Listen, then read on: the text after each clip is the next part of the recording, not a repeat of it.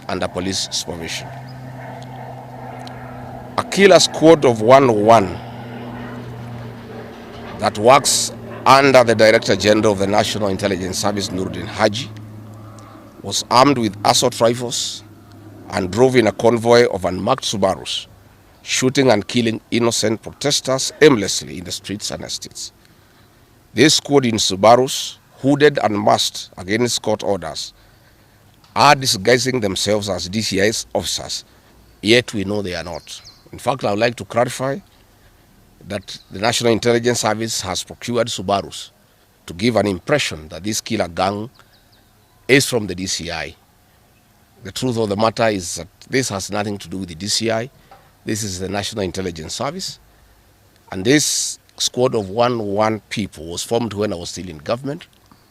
Officers were recruited from the Administration Police Unit for special training by NIS on abductions, killings, and cover-up. And this is a squad that is killing the people of Kenya.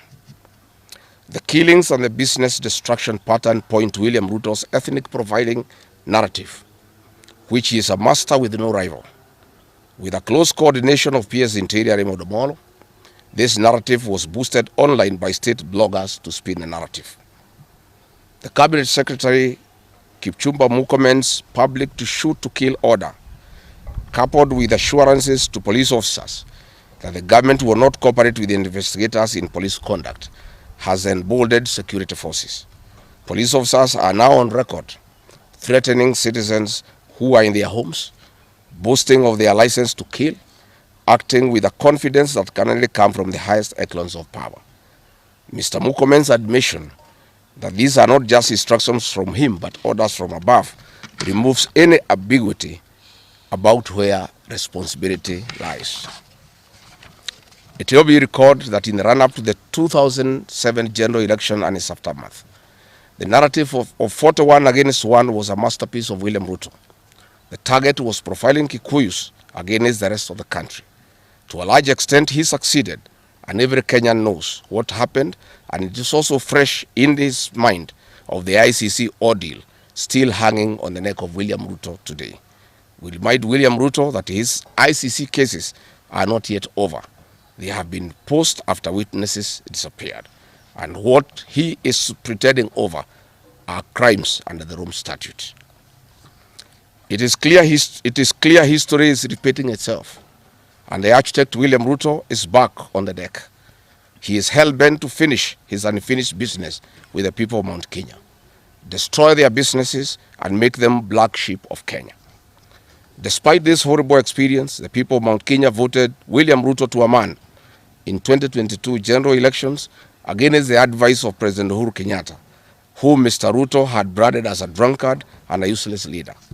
Today, the people of Kenya, and especially the Mount Kenya region, feel sorry that they did not heed to the advice of Uhuru Kenyatta. These state-sponsored militia were key in touching of various parts of the country with ease of police assistance to prefer terrorism charges on specific people from the Mount Kenya region. So far, about 50 young people are in courts in trumped-up charges of terrorism in scenarios of stage-managed crimes by the state. Again, this is a clear onslaught on the Kikuyu nation. A case in point, when a police station in Mawego in Homa Bay County was torched, the suspects for that particular crime have been charged with arson. But when a police station is alleged to have been torched in Kiambu, suspects from the Kikuyu nation are charged with terrorism charges.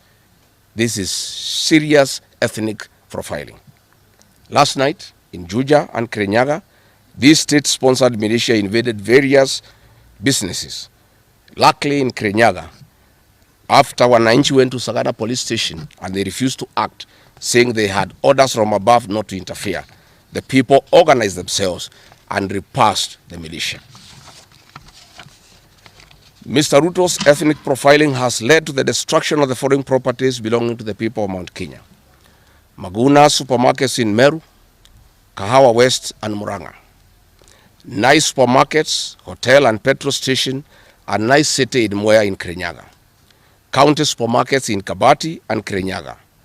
Power Star supermarkets, Quick Mart supermarkets in Eastern Bypass, Shell and Totomin markets in Roiro, Chill Post Hotel in Gong, Boju Shop in Keserian, Homegrown Supermarket among others, and the Family Bank in Kahawa and Roiro. Notably, in Meru, these state-sponsored militia tried to attack Meru Dairy Processing Plant and were repulsed by workers.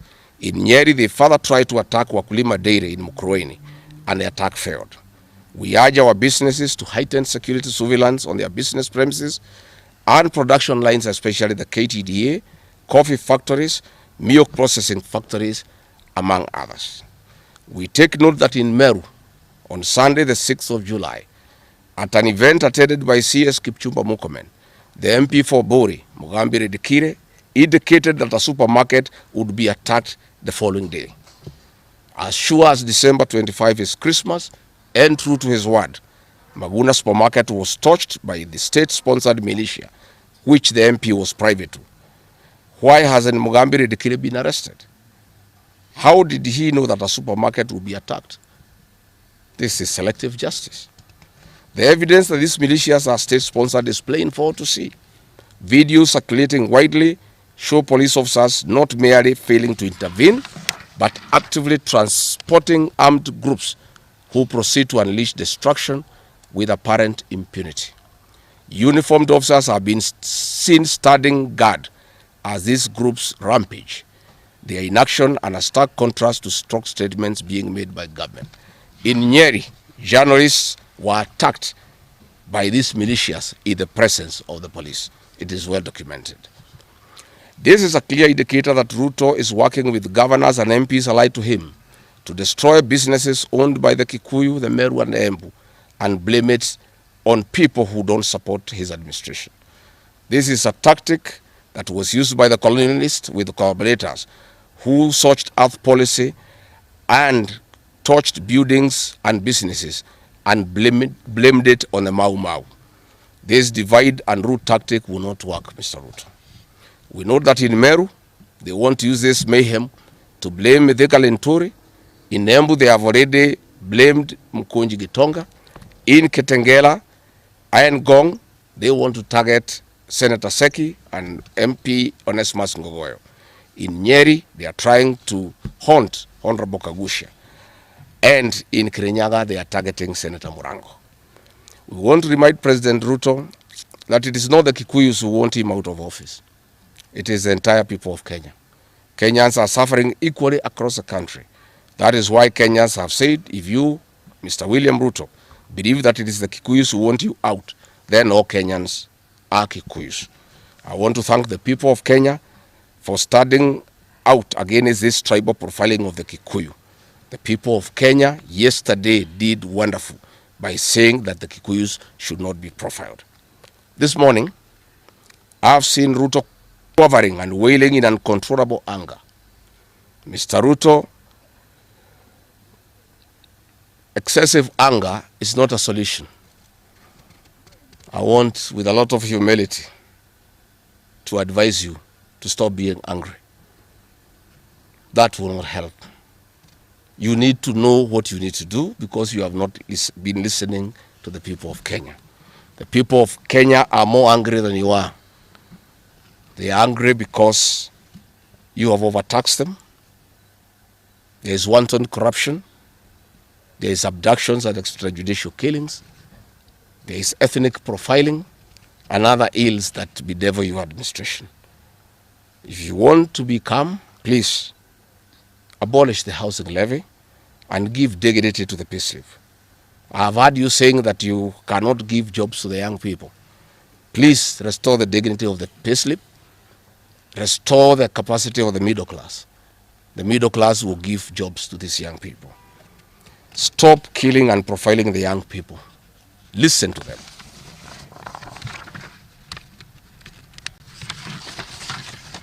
Stop abductions and extrajudicial killings. Abolish, disband the killer squad of 101 officers at Noordin Haji.